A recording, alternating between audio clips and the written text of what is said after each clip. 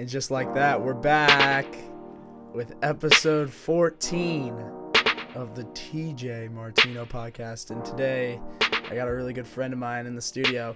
A friend of mine that has been very special to me. He was my roommate freshman year of college. Went to high school together.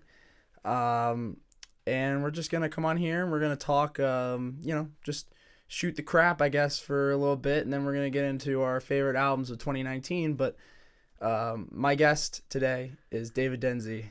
TJ, thanks for having me. No problem. It's a pleasure. Been too long. Wish I could have gotten on here sooner. But Yeah. really excited to be here. Yeah. Of course. On the pod. I'm excited to have you, dude. You and I have some history in podcasting. We had been planning to do a podcast for a long time together. Yes, sir.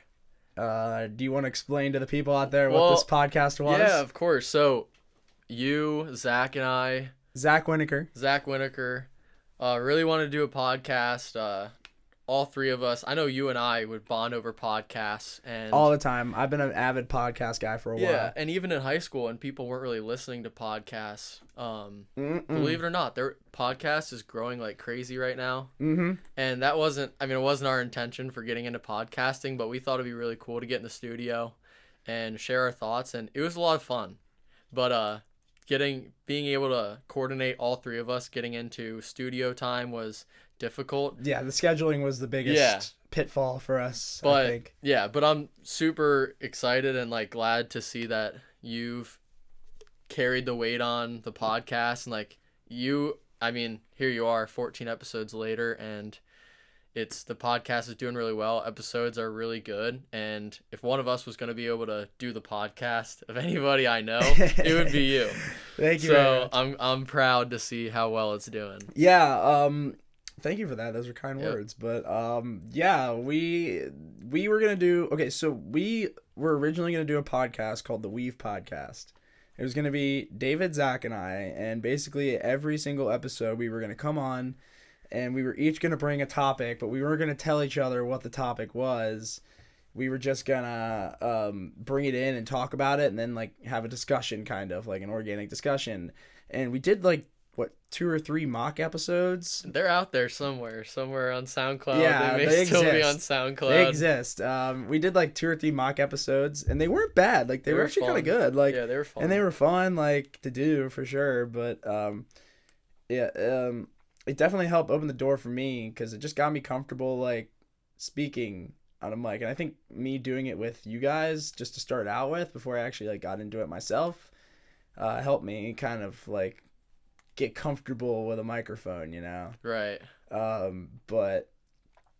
It was cool, and I wish we could have pushed it forward. We had a lot of ideas that we were going to bring to the table, but unfortunately they just, with scheduling and school and us all kind of going our separate ways eventually in the next couple of years, it just kind of the podcast itself had kind of an expiration date on it.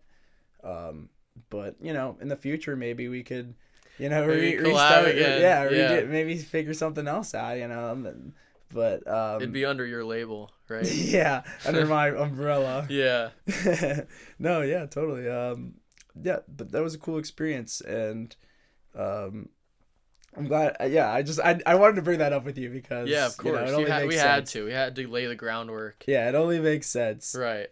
That's where it all started. It really did. That's where it all started. So. It really did. Yeah, and freshman year, I remember this isn't something that you just decided to start. No. Freshman year of college, 3-4 years ago, you had purchased a mic off Amazon. And I know it was for a school project, but I know that you had aspirations beyond just doing the school project, or else Definitely. you would not have bought a mic from online. But yeah, I think just out of the podcast, out of the Weave, I think you going off and doing your own thing and actually, doing it. You're on episode 14, No Plans of Stopping. I would say that the Weave was successful and totally. And just it was a success, and it right. was a springboard into this podcast, which is pretty cool. Exactly. But yeah, we could talk about that all day, but I'm sure the listeners out there want to hear what we're going to get into Oh yeah, you want to do it? Should we start? Yeah, let's do it. All right. Okay, we are getting into our top 10 albums of 2019. Welcome to list week, or not list week, list season. Sorry, this is gonna be longer than just 1 week. But yeah, list season I'm gonna be doing obviously my favorite albums and movies of 2019. Today I'm doing the albums, and then I'm going to be doing my top 20 movies of the decade, my top 20 movies of 2010s, and my top 20 movies, or my top 20 albums of the 2010s. I don't know why that was so hard for me to get through, but yeah, that'll be coming up. So more lists to come. But this was a list I really struggled with.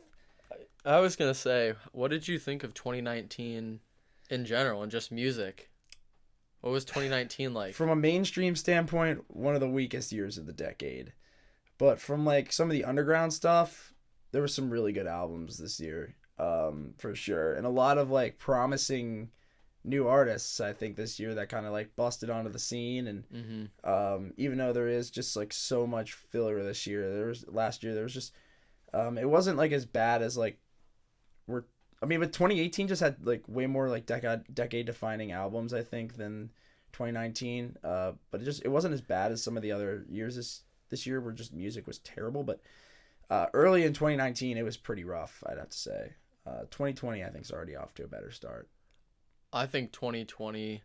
I don't think 2020 could be any worse than 2019 was as far as music. It was a bad year. So many disappointing albums in 2019. Yeah, and just a lot of mainstream artists were not necessarily sitting on the couch, but I feel like just the anticipation of a new decade starting, 2020, it was a big year. I think this new year was special for a lot of people, especially a lot of people young people like us, where we're seeing the 2010s made us, Yeah. They made who we were.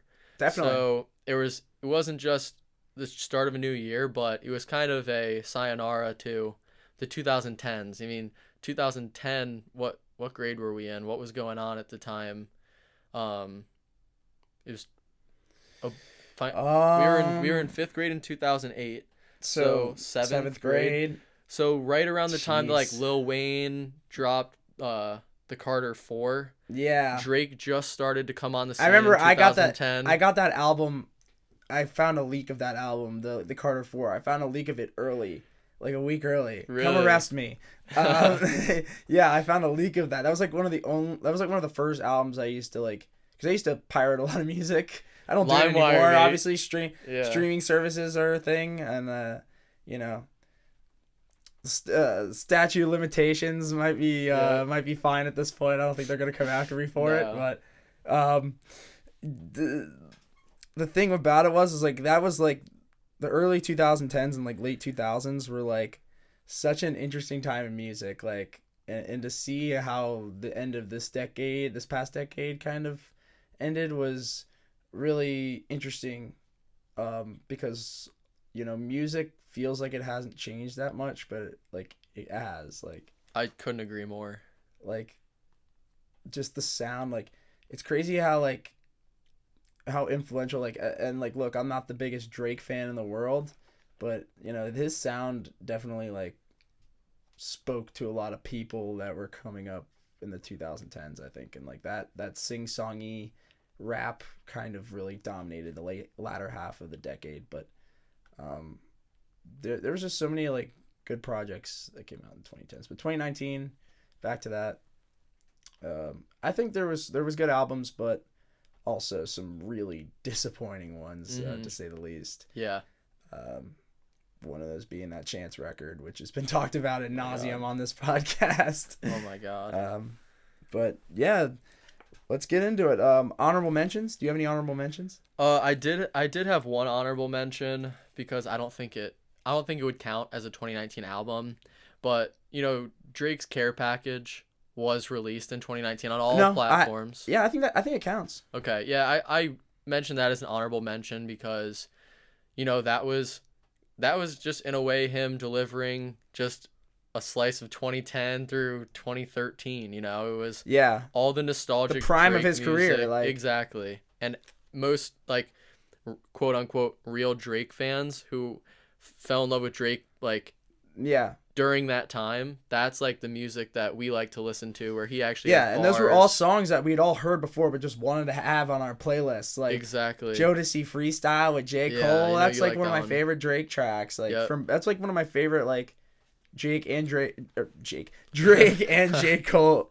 verses, because it's just like it was them like kind of at the height of their powers, like, and you know, I love the stuff, the Take Care stuff that's on there, the Rick Ross one, and the Club Paradise and all that. Those were all Of really course. good. So Yeah. um, There was yeah. Draft Day, Classic, 5 a.m. in Toronto, Dreams Yeah. Money Can Buy, The Motion. Love that Dreams The- Money Can Buy. I Dreams love that Money Can track. Buy is so oh my good. god, that's a great track. Yeah. How About Now? Days Yeah, in that's the a fun East. one. The I already- Beyonce one, the Can I was like, nah, this sucks. That's like the only one I didn't like. But that is a good album, I will say. It's a good album. It's probably the best album Drake has come out with.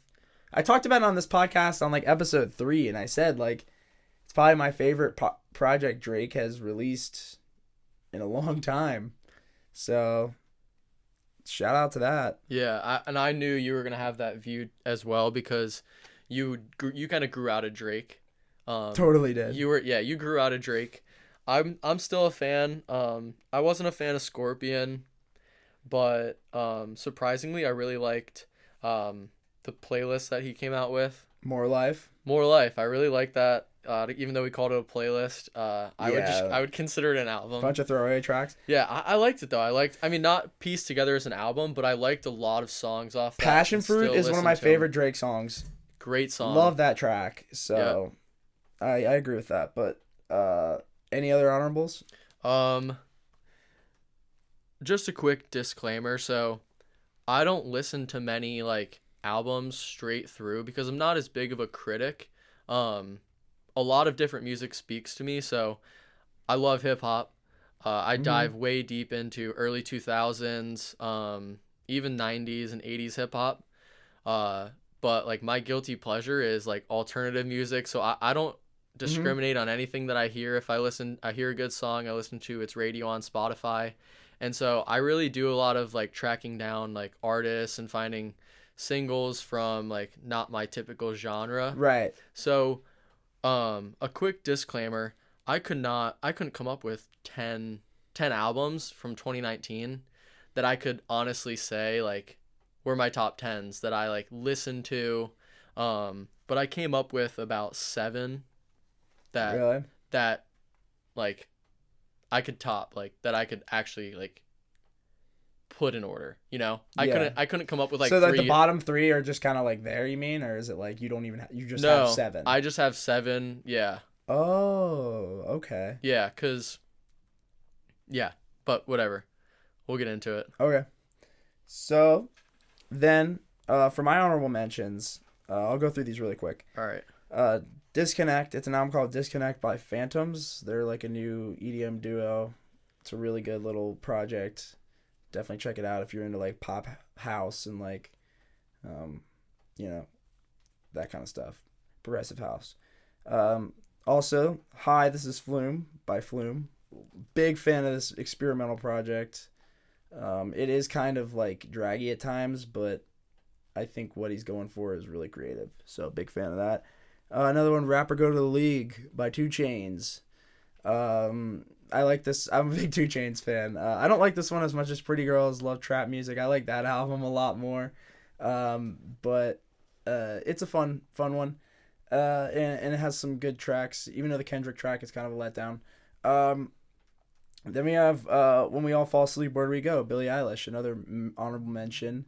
I listened to this album because I heard a lot of buzz about it on the internet and was surprised at how much I actually liked it. I thought it was good. I mean, I didn't go back to it too much, which is why I didn't make my list, but I respect it, and it's a really good album and deserves all the award credit that it got. Then The Lost Boy, YBN Cordae, another honorable mention. He's an up-and-coming rapper. He's kind of breaking out on the scene here in 2019 and made a good album. I actually like it. It's a good debut for him. and he's got a lot of potential. And then the last one could be controversial. Igor, Tyler the Creator. I like this album. I really liked it when it came out, but I was just like, not enough on here sticks for me. Like, I think it's a really well-made project, but for me, Flower Boy, I think, is a superior album to Igor, even though that's definitely not popular opinion, but it's kind of just my stance on it. I think Flower Boy was had a lot more catchier and fun attitude to it while still being deep. This one just kind of felt really fuzzy and lo-fi, which I like at times, but it's still a great album. It almost made my top 10. But so you have 7, right? And I have 10. So I'll do my first 3 and then we'll trade down 7. Okay. But here's what we'll do. When we get down to 7, you'll go, and if it's one that I have lower on my list, I'll tell you to stop, and then we'll go on to the next one. Okay. And then we'll go down to my number 7, and then we'll just keep trading, and if you get one that's the same, we'll hold off onto it till it's higher on someone else's list. Okay. Does that make sense? Yeah. I don't know if I explained that right. No, you did. Okay. I'll hold off if one of mine matches yours. Okay. Yeah. All right, cool. Okay. And vice versa. Yeah. Okay. So at number 10, House Party, Valentino Khan. I had to put this one on there because I just listened the hell out of it. I love this kind of house, really dumb house music. It's really catchy and fun. And I bumped it at the gym a lot, parties, all that. So I had to put it on there. The Pony, I love BRB. Even though the track with Diplo is not great, but the other ones on there, Better with Wookie, I love that one too. So good tracks on there, fun little house party. Number 9, Cyber Whale and Dead Sea EPs. They're 2 different EPs, but I'm putting them together for one album. By Eliminate. Eliminate is a DJ that makes really experimental trap and dubstep. So if you're into that, it's a really good project. Stupid is one of my favorite tracks off Dead Sea, and then Cyber Whale. That whole project is ridiculous. Big fan of that one. Then number 8, Ventura, Anderson .Paak. Okay. Is that on your list? It's not on my list, okay. But I like Anderson .Paak. Really fun track album. I love the Smokey Robinson, Make It Better. Love that track. Love the Andre 3000 track. That one's really good too. This one just felt a lot more wholesome than Oxnard did. I didn't really love Oxnard, and Malibu is obviously my favorite Anderson. That's what I was gonna ask about. I think Malibu is such a good album. Malibu is fantastic. I love that album. Yeah. You'll probably hear me talk about that again at some point. Yeah. In the 2010s list, because okay. That's a freaking fantastic album. And this is kind of more in that vein. So if you like Malibu, I think you should definitely check Ventura out, because it's kind of in that vein. And then number 7. What's your number 7? Since you. Okay.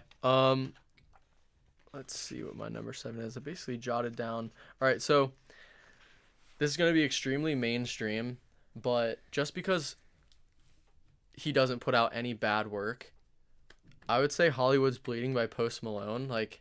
We listened to so much, freshman year, even up until junior year, I listened to so much Stoney, and I followed each one of Post's projects, and in my opinion, he delivers on every one.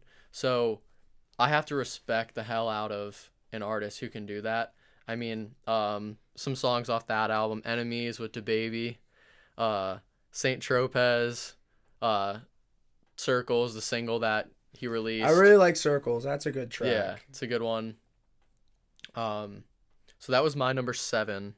Was Hollywood's Bleeding by Post Malone. Okay, not on my list. You're good. Okay. I didn't think that a Post Malone album was going to make your list, but I did. Okay, I like Beer Bongs Bentleys. I think I talked about this album on this podcast, and I wasn't really that big into it. I just think Post needs to expand his sound a little bit. All of his tracks kind of sound the same, and that was my biggest complaint with Hollywood's Bleeding. I like when he does a lot of the guitar stuff, but it's whatever. Right. A lot of people like Post, so right. I get the pick. Yeah. My number 7. Yeah, let's hear it. Is He Real by IDK. This is a really, really cool album by a rapper that's kind of getting some mainstream attention.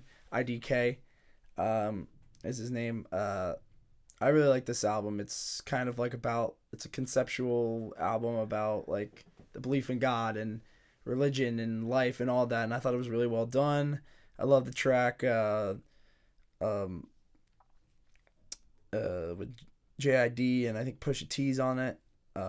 Porno, I think it's called. I like the song 24. It's got some good bangers on there. The opening track's really good. And I just caught myself listening to this album a lot towards the tail end of the year.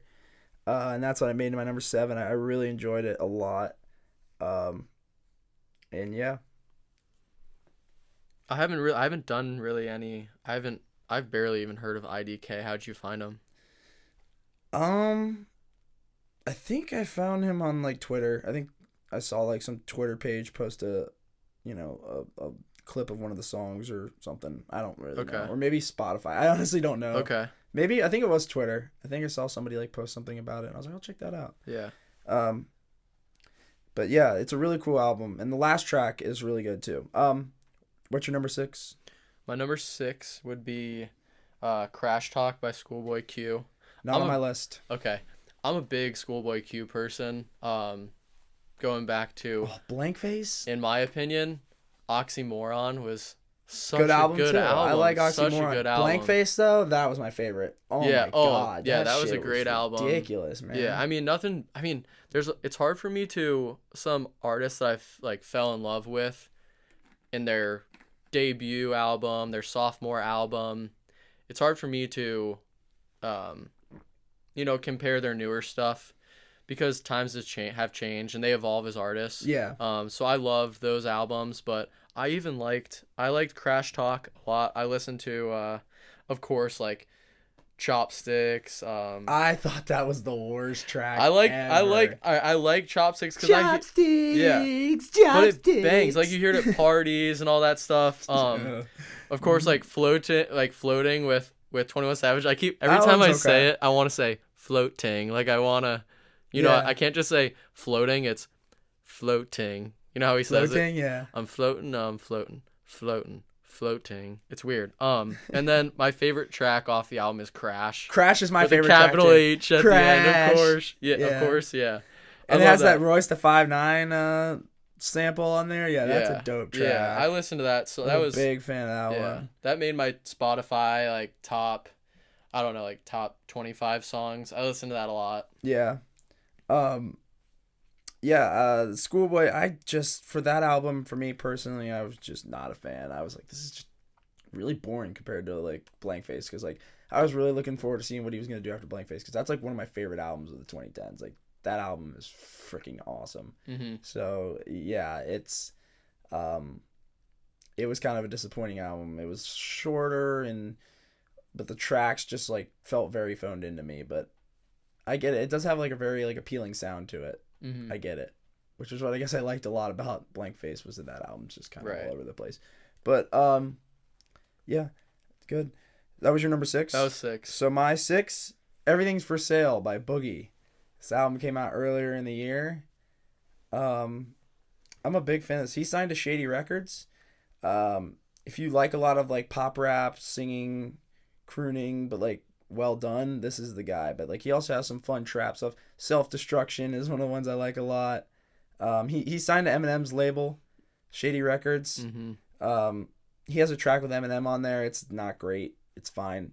He's good, but Silent Rad is my favorite track on the album. That is an absolute jam. I absolutely love that album, or that song. Well, the album too, but it was a really good debut for this guy. Like I'd never heard of him before, and it was getting a lot of buzz, so I had to check it out, and rightfully so. The guy's really good, so I had to make my number 6. Bad radio, but I haven't listened to the album, but I do remember when this album came out in 2019, and there was just a lot of hype around the album cover because Boogie's wearing a Cincinnati Reds hat. Yes. Which was That's really also cool. what attracted me to it. Yeah. He's not. I don't think he's from Cincinnati. He's not. Yeah, I'm not sure, but somewhere else. I think he's from, I don't know where. There's a lot of like hype around wearing the Cincinnati Reds hat. Yeah. A lot of people, the game. Mm-hmm. The game reps Cincinnati Reds a lot. Yeah, I think because of gang affiliation with the red and the That Bloods. probably has something to do Yeah, with it. definitely. But yeah, the album But cover. it does have a big C on the front. And don't the Bloods not like the letter C? Exactly. So like, that's kind yeah. of a weird A thing. little bit contradictory there. Yeah. What do we know? All right, so that was my 6. Yeah, it was. All What's right. your 5? 5. This is definitely not gonna make your top 10 list, but we've got Shelby by Lil Skies. No. Yes. Listen. So Lil Skies is one of the few like new rappers that I can stand, and I actually like him a lot. Some of the songs off Shelby were like of course, banger. Bad Girls with Gucci Mane, great song. He delivered on the album, and he's one of the few like newer artists that I can stand, and I like him. So that stood out for number 5 for me. Sure. Yeah. You know, that's cool. I personally, not for me, but Mm-hmm. a lot of my friends like him too. So, number 5 for me, Revenge of the Dreamers 3. Okay. Did it make your list? Did not make my list. Interesting. Yeah. Let's Yeah. talk about it though, because I like Dreamville. Did you as listen a to this label album? a lot. I listened to. You know what? I did not listen to the album, but I listened to the first one, and I wasn't really a fan. You know, like, but I get it. There's so much talent on the label, and there's people that I like on the label, like Boss, of course J. Cole, and I think it's one of my favorite labels out there just because of like how organic their music is, if that makes sense. You know, Mhm. it's J. Cole's vision. He only brings up people with raw talent. So I'll have to give that a listen. But I wasn't quick. I wasn't eager to listen to that album. Yeah, it ended up ranking pretty high for me, honestly, just because this year was kind of a weird year for rap for me. Like, there wasn't a lot of albums that really I gravitated to, and I'll kind of explain a little bit why in a minute when we get to my lower on the list or higher on the list. But for me, this album, I think it worked just because I love a lot of the rappers on here. Earth Gang. They came out with a pretty good album this year, but I liked some of their songs on here. Obviously, Jid is one of my favorites. He's my favorite on the label. And they released the director's cut of this like last weekend, and it's basically 10 extra tracks added on. A lot of them with like Reason from TDE and Earth Gang, and Jid has that track Big Black Truck, which I think is just a nasty banger. I absolutely love it. But as for the regular album, you know, what is there to say that I didn't say already on my YouTube video that I made about it a while ago? I said it was good, and you know, it did kind of drag at times, but it made it on this list just because I kept replaying a lot of the tracks from there. Sacrifices, a big fan of that one. Down Bad, that's a fun one, and some of the other ones I really like. So, yeah, made it to number 5. What's your number 4? 4, we've got this is kind of out of nowhere, but this came out early in the year. I think it was last winter, either like January or February. Weezer dropped not an original album, but they dropped a cover album. It's called the Teal album.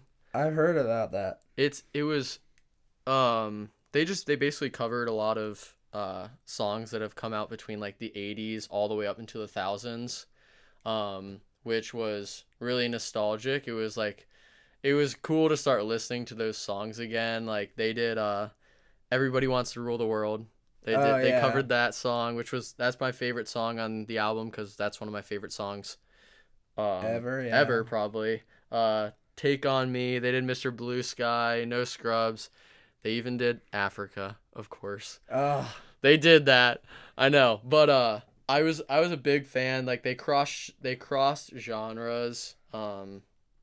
And yeah, I was a fan of that. I've listened to their covers of a lot of these songs quite a bit. So the Weezer Teal album was my number 4. All right, yeah. I've never listened to it. I don't really know much about Weezer, but a few kids I know like Weezer. I'm not really Jack Quell's a big Weezer fan. Shout out Jack Quell. Shout out Jack Quell for listening to Weezer. Yeah, my number 4. That was number 4, yeah. My number 4 is The Plugs I Met by Benny the Butcher. All right, this is the first Griselda project. Let's hear about Benny the Butcher. I found Benny the Butcher in like 2018 with that album Tana Talk 3. I had heard it was like a super gritty street rap album, and I was like, oh, this is totally down my alley. And I listened to it, and I was like, yeah. As soon as I heard the track Rubber Bands and Weight, I was like, oh my god. I was like, this guy is grit. And he's from Buffalo. They have him, Westside Gun, and Conway the Machine make up Griselda. They're like a rap group. And we'll be talking about them in a little bit. But as for Benny, he is 1/3 of Griselda, and this album though, for The Plugs I Met, it's a short little project, which is why I like it. But the tracks on here, man, are so good. The Pusha T, what a great combination. Tell me about that song, cause you got. I was gonna say, it seems like 18-wheeler. Yeah. Oh, it's a friggin' banger. It's like the legend of cocaine rap coming up with like, it'd be like the Michael Jordan of cocaine rap playing with the Kobe Bryant of cocaine rap. Wow. Yeah, that 18-wheeler is definitely a song title that I would expect to see Pusha T's name next to. Yeah. And also Sunday School. That's my favorite track, that with that piano and that verse from 38 Spesh is just absolute flames. He said, and this made my top 5 of the year so far when I made that back in 2019 and like episode 3 or whatever, 4 or whatever it was. And this album is fire, but that I mentioned the verse on there where he's like, got the lamb and the stick, like I'm coming out the Bible. I was like, oh my god, this shit is crazy, and the beat on there is crazy. Yeah, if you like some gritty street rap, check this out. I also like 55 to 52. That one's really fire.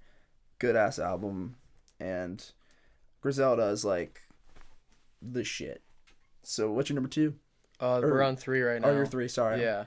And that was my number 4. I'm sorry, not my number 3. Okay. Yeah. So my number 3 is The Lost Tapes 2. Oh, Nas. Nas. Didn't make my list. It was close. I was thinking I should have mentioned in the honorable mentions. I just forgot about it. Yeah, I was just, like I said earlier, I'm a big early 2000s, 90s hip hop fan, and this album is a collection of a lot of songs that didn't make his earlier albums. And some of his later ones. There's a couple of cuts from Nasir too, which is an album I actually enjoyed a lot more than a lot of other people did. Yeah, I liked Nasir. But The Lost Tapes 2, of course, it just had that feel of a 1990s, early 2000s rap album, which I really liked. Yeah. 2 notable like songs off it. The Art of It. That song I play yeah, that's a good track. Yeah, and then War Against Love was one that I really was another one that I really enjoyed. And there was like one line that really stuck out to me that I thought was like really cool. So I listened to this song today and I wrote this down, that like it just, Nas is a lyricist obviously, and like a big like deep thinker, and yeah, he's always been very forward thinking. Yes, exactly. And lyrical. Yeah, and I thought it was cool in that song how he shined some light on religion. He said he went from Christ to Allah, so he was once Christian, and then switched over to Islam, and he then I evolved, no religion, my commandments are my standards. So he kind of sheds light on how he moved through. He was a Christian, then Islam, and now seemingly doesn't practice any religions, but has through his life come up with commandments, his own set of moral standards. Exactly, which is really is really like, that's deep. You don't see that in a rap song. Somebody talk about that, but it was really cool to Yeah, I like this project more than Nazir. I do like Nazir though. I think it gets a lot of shit because Nas doesn't really fit on a lot of the beats that Kanye made him. But for me, man, I love some of those beats on there. So, but yeah, the Lost Tapes is really cool. There's actually two tracks on there that were produced by Kanye on the Lost Tapes. I read that he did a little bit. I forget which ones they are. Yeah. I think there's also a DJ Premier beat if I'm not wrong. Yeah, it's a good album. I definitely should have thought about that. Maybe putting that on my number 10. Or maybe even honorable mention. And also Danny Brown's album, you know what I'm saying, gets a shout out because I came late to the party to that album, but it's good. But it didn't make my list.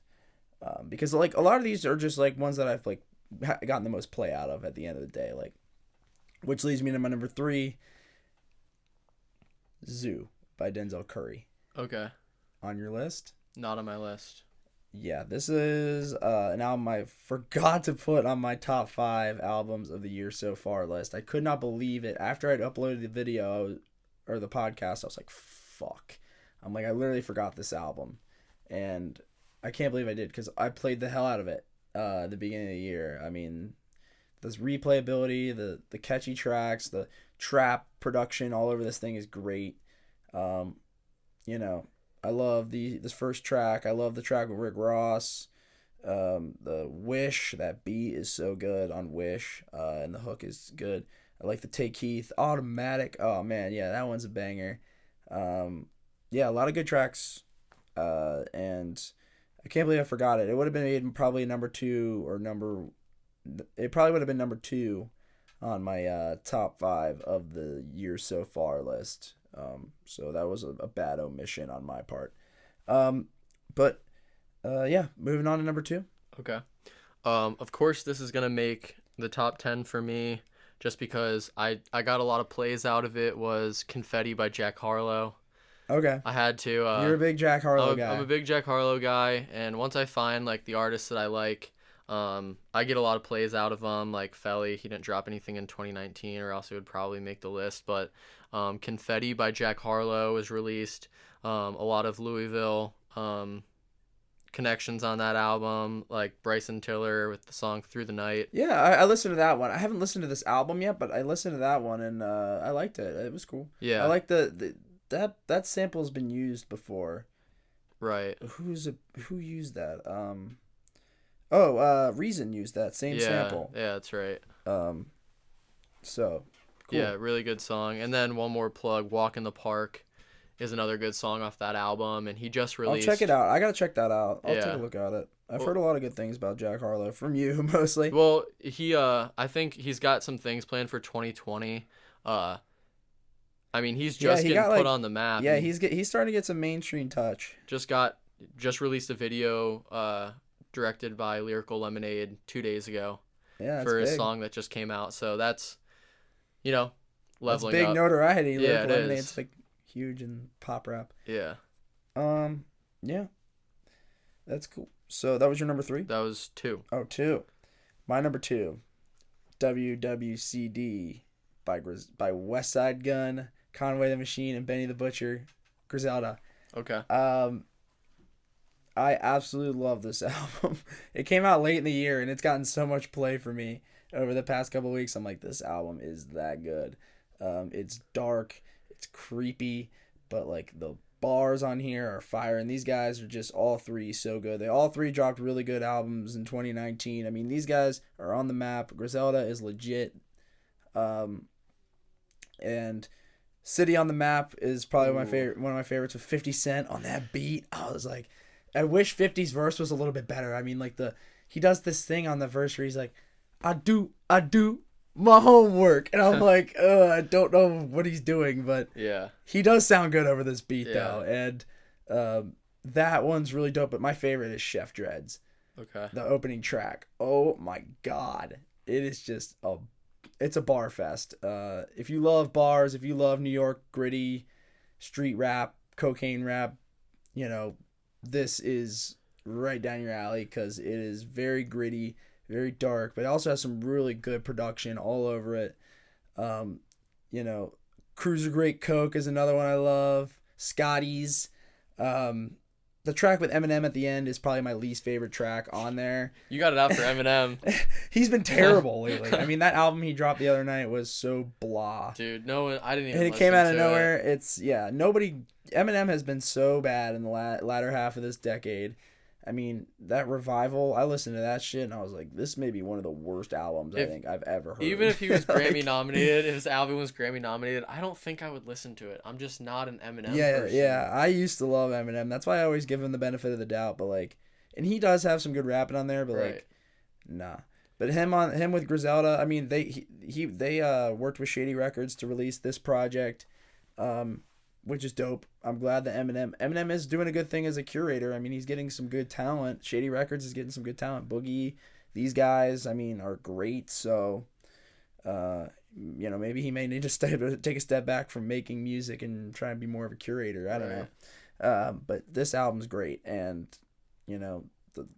it's just gritty rap. That's all I really got to say about it.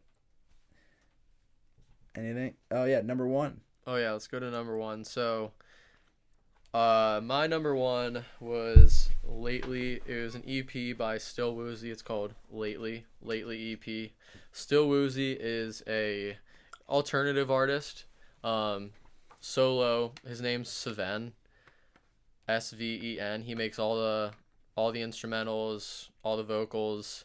I just got so many plays out of this EP. It's short. It's like 13 minutes. There's like 5 songs on there. Mm-hmm. But 2 of them were in my top 10 songs of 2019.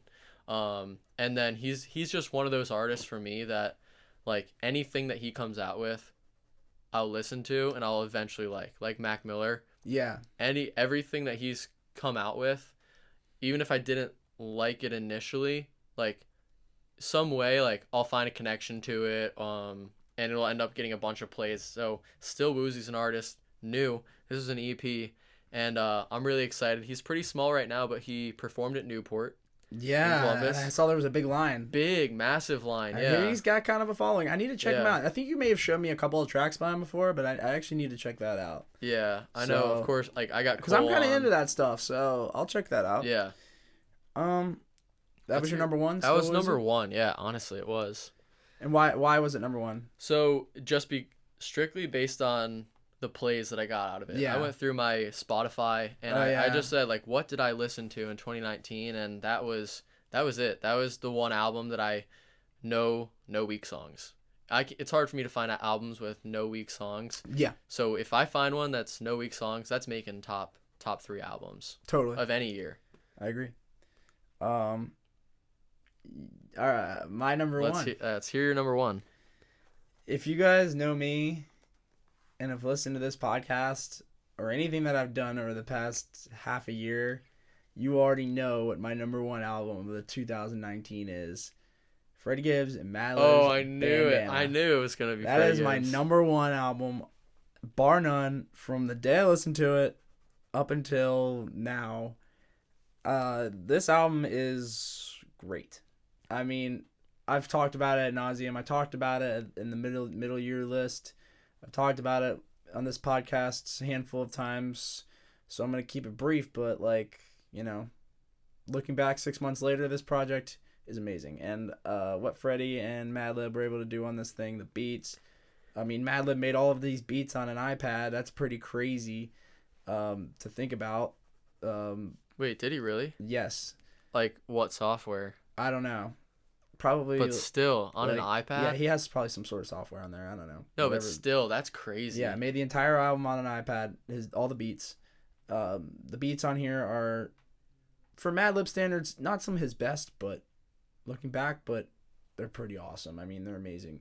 My favorite tracks, though, Situations, like I said, still one of my favorites. Fake Names, love that one to death. Love the Pusha T, Palmolive, even though the anti-vaccine bar is not something I really agree with, but that's fair.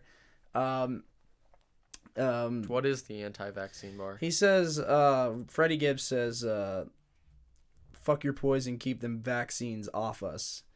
Basically, like saying, Freddie Gibbs is anti-vax. Anti-vax. Yes. Which kind of is endangering other people, maybe. I don't know. But that's, neither here nor there. But that was probably my least favorite bar on the album. But great song. And Practice, still probably one of my favorites. Half Man, Half Cocaine. You know how it is. I've talked about this album much. It's amazing. Mm-hmm. If you didn't know by now, it's my number one. And, that's it. That's my top 10. Yeah, I had a feeling that Freddie Gibbs was going to be on there. Yeah, he had to be. I mean, I just played the hell out of this album from when it came out till now. I still listen to it. So yeah, he has got my attention for that long, and for all the music I listen to keep coming back to that one, it was a no-brainer. Right. But I want to talk about something with you before we go real quick. Okay. Mac Miller's Circles came out the other day, and what did you think? I'll talk about. Let's have a discussion kind of about what we thought about the album, before we go, because I want to hear, because you have loved Mac for a long time. Yeah. So, well, first and foremost, I'm not a fan of posthumous. Yeah, posthumous. You got it. I'm not a fan of posthumous projects, and I think that's just because they've been way just overused, just blown out of proportion in the past few years with rappers dying. I'm just tired of seeing XXX Tentacion projects coming out. I'm kind of tired of it. Yeah. And but it was weird for when they announced that this album was coming out. For me, obviously I was excited. I wasn't too held to my beliefs about posthumous albums, of course, because it was Mac Miller, but it was a completed album for the most part. And you can tell with how the songs flow. And first and foremost, I like the album a lot. I listened to it when it came out. I woke up really early in the morning and I couldn't fall back asleep. And I was on YouTube just scrolling, and I was like, oh shit, I should listen to the Mac Miller album. So I threw on my headphones and just chilled in bed, listened to the whole thing at 7 a.m, and absolutely loved it. After my first listen, my favorite song was Complicated. I really liked that one. I'm gonna pull that album up. Yeah, Complicated. Complicated that's the second track, I think. Okay. Yes, it. Yeah, Complicated. I downloaded the whole album right away. It's hard for me to pick a song that I don't like. Like I said, I'm a big Mac Miller fan, so So you thought it was released in good vein? You thought it was necessary, you would say? I don't know if I can say that any posthumous work is necessary, but a couple things that I like about it is they didn't hype it up. They announced it 2 weeks before it dropped. Yeah. And there was no promotions surrounding it, which is cool. There was no, yeah. I think the profits from sales or streaming go to charity. And for the most part, it was a completed album. It was, from what I've read, it's supposed to be part of a trilogy, which scares me a little bit. It scares me a little bit that there's another album out there. I know Mac Miller has a ton of music in the vault, but Madlib said that him and Mac Miller have an album that's never going to see the face of the earth. But yeah, that would be incredible because he has played excerpts of it. Right. And I would love to hear that just because Mac is such a talented rapper and Madlib. Look for some leaked music. You can find leaked Mac Miller music. I saw some on Twitter. I've seen some but at the end of the day, it's not genuine, Right, exactly, and that's where I think they're kind of stepping on eggshells with maybe a third album, with another posthumous album. I think one is enough. Yeah. In honor of the artist. And because of the fact that he had most of this recorded prior to the passing, so all he really had to do was just touch it up and finish the mixing and mastering of it, which I will mention when I talk about this album in a second.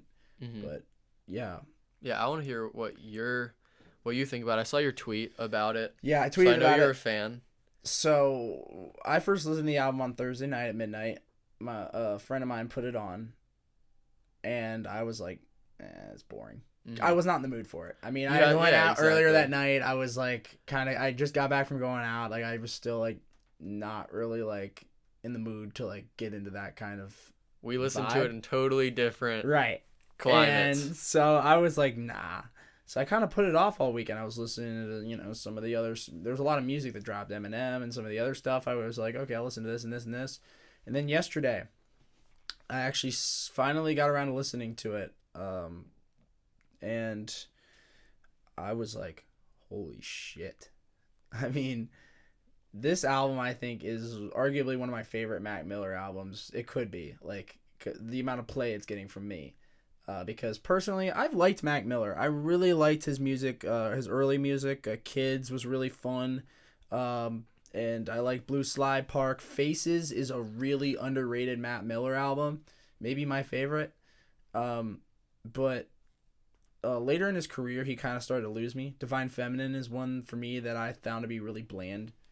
Most people do. I did was too. like, I listened to it and I'm like, yeah, this is jazzy. It's interesting, but outside of that, I would like to see a little bit more, of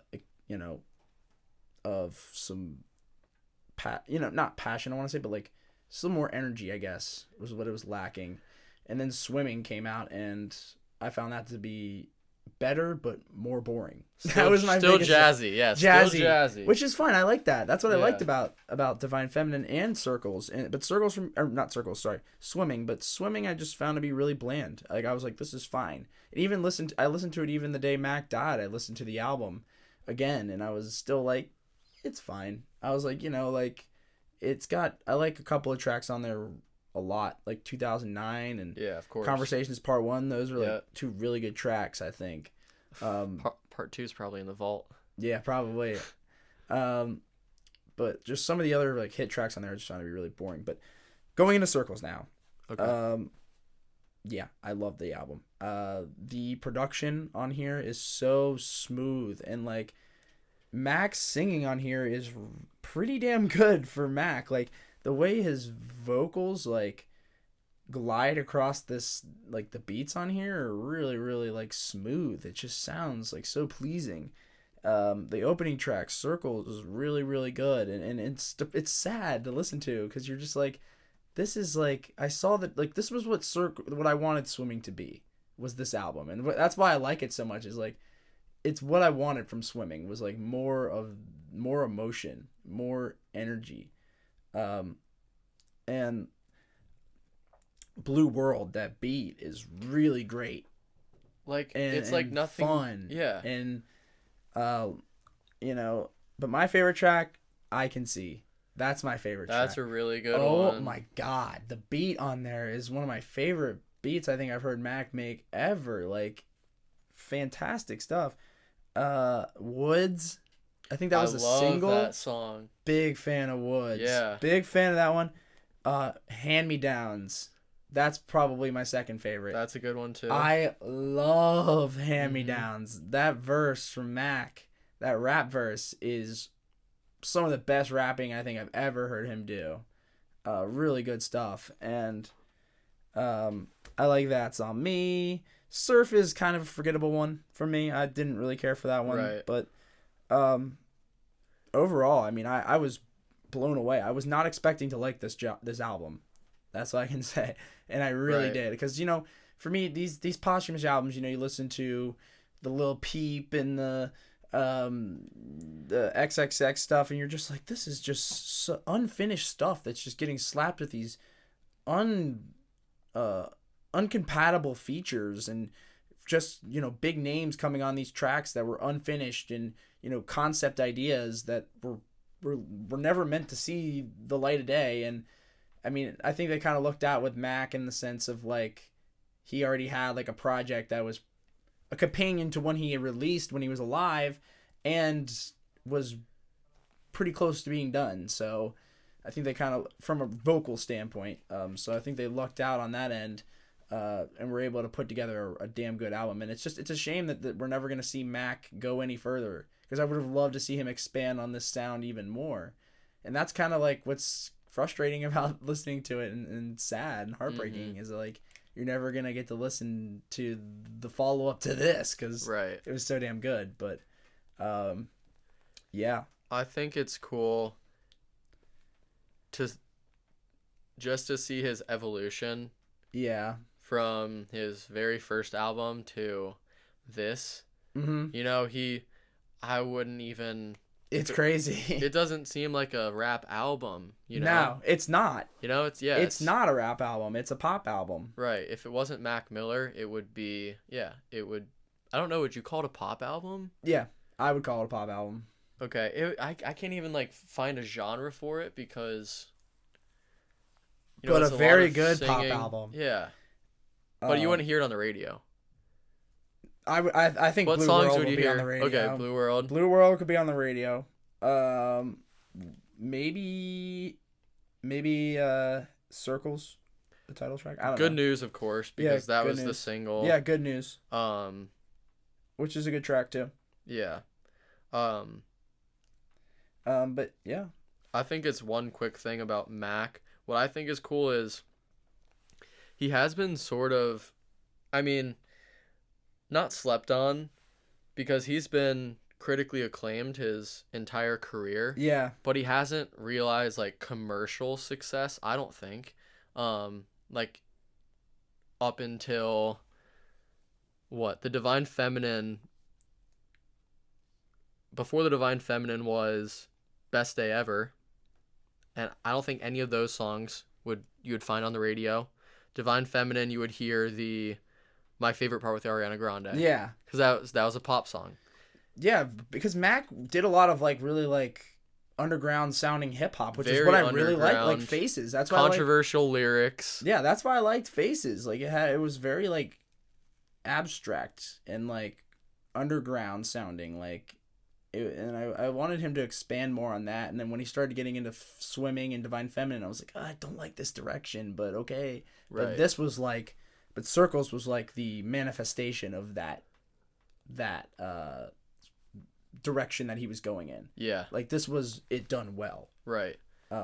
Which is what I love about it. Yeah. And it was cool to see that he had direction too, because he went from Swimming, which was a jazzy album, into Circles, which was all instruments. You know, it was not hip hop beats. No. So it was cool to see that's like, to your point, he was headed in a direction. He actually had direction. Yeah. You could see the path that he was going. Mm-hmm. He had a point A to point B, yeah. Exactly. And it is sad to like for him to pass, and now we don't know what could have been. Uh-huh. But for dying at 26, he had a very good career. He released a lot of music. Was one of those He has guys. a big catalog. He's been around for a while. I mean, he had a respect from not only the hip hop community but the pop community. Like he kind of was on both teams in that regard. Like, because usually those two kind of clash, and he was kind of like the mediator between that. So right. Yeah, it was a cool album and really good. And could definitely make my top 10 of 2020, that's for sure. Right, yeah, for sure. But, yeah. Wish I could have included it in 2019. Yeah. But that would be against the rules. Mm-hmm.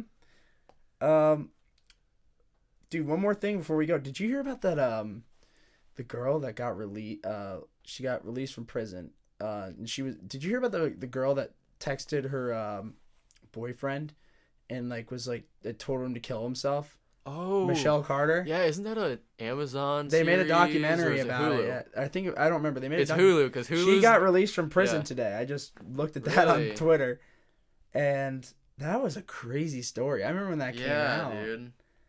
It was like you saw the texts and you were like, how does somebody like say this to somebody else over message too? Like, it's crazy, like how the insignificant texts. Like, did you watch the documentary about it? I watched like the first episode, and I didn't watch the rest. I think it was a 3-part. Yeah, I think series. So. Was it on HBO or something like that? Dude, I think it was Hulu. Hulu is the king of true crime. Like, yeah, that true. Netflix crime is stuff. too, though. Netflix has it. I mean, yeah, they're starting to compete, but I'm telling you, Hulu's got the true crime on lock, all that stuff. Just give it a look. They've got a lot of good stuff. But in the documentary, like, you see like a lot of like the like conversations that she had, like they have like Yeah. thousands of it's like crazy because you're just like, they have access to like all of this as evidence. Yeah. Like it's crazy. Like I'm like, the whole time I was watching it, I was thinking to myself, like,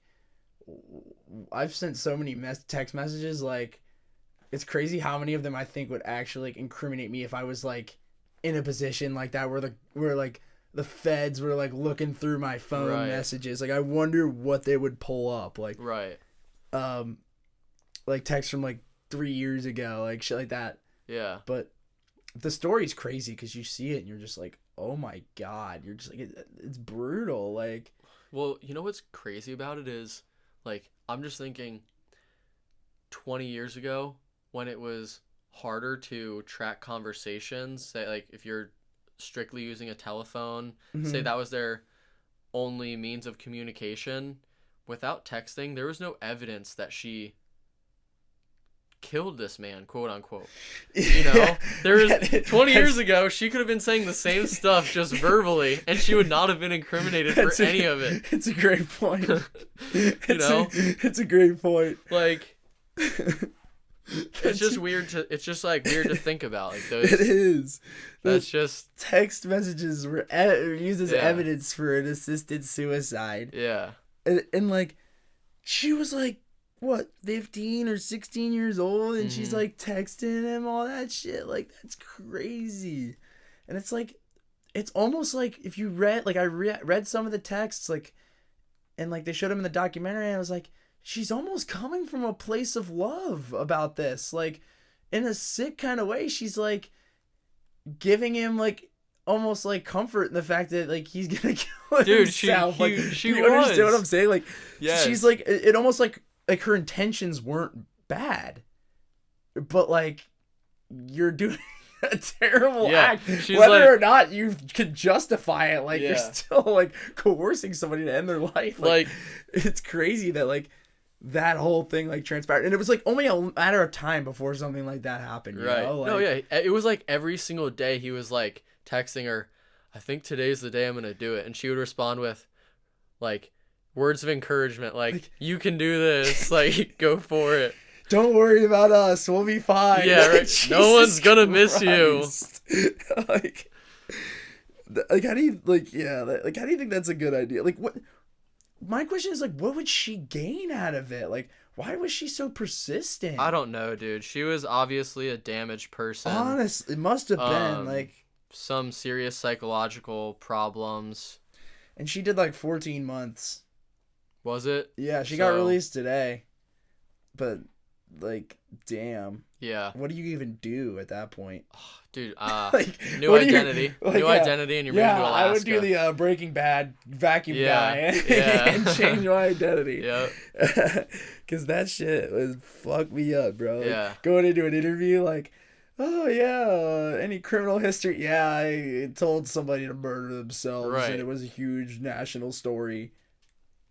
And you know right away. Yeah. Crazy. Yeah. On that topic, I'm excited for or did you watch the Casey Anthony like I think it was on Hulu. There was a Casey Anthony 3-part series. That's good. I want there to be like a docudrama about that. Have you seen the Aaron Hernandez one yet? I haven't seen that. I watched episode and a half. Was it any good? Yeah, it's good. It started to become a little redundant with like it just talked about how him being he basically, I think he was hiding his homosexuality and it forced him to act out violently. Was that their explanation? That was for the most part through episode 1.5. That's what I took from it. But yeah, I think it's worth just watching just so that you can be in the know. Yeah. But something that I have been watching is You. I don't know if you've seen that on Netflix. I heard about it. I haven't seen it. Yeah, my mom likes it. Yeah, it's really good. I'm not gonna get into it, but that's another one. Quick plug. You. I'm on the 2nd season right now. It gets crazy. Yeah, that's cool. But yo, thanks for coming on. Yeah, dude. Thanks for having me. It was a lot of fun. An honor. I was really excited. You'll definitely be back on in the future. Can't wait. But yeah, anything you want to plug social media wise? Just I've been active on Twitter recently, so at David_Denzy. DENZZ. David Denz on Twitter, Instagram, just for my full name, or David.Denzy. And that's what I got. Yeah. You know the deal. Follow me on Twitter, TJ Martino, Instagram, TJ.Martino, Facebook. Like the TJ Martino podcast page on Facebook, and follow there. I've been posting not very much, but stuff on there, so keep updates on there. Instagram, Snapchat, SoundCloud, you know the deal. Spotify, you find my personal Spotify, see all my music, and you'll hear some of the top 10 albums. You'll hear some of my favorite tracks from those in those playlists. Then follow the podcast on YouTube. I am currently in the process of getting all the audio up on YouTube for all episodes of the TJ Martino podcast. So probably within the next, by the time you hear this, couple of days, they should all be up, including this one. So Spotify, Apple Music. On Apple Music, give me that 5-star rating. Give me a comment. Tell me how we're doing. 5 stars. Nothing more, nothing less. And Stitcher, Amazon, TuneIn, Alexa, Google Podcasts. We're trying to get on iHeartRadio. Thank you guys for listening. And I will see you guys on the next one. Peace.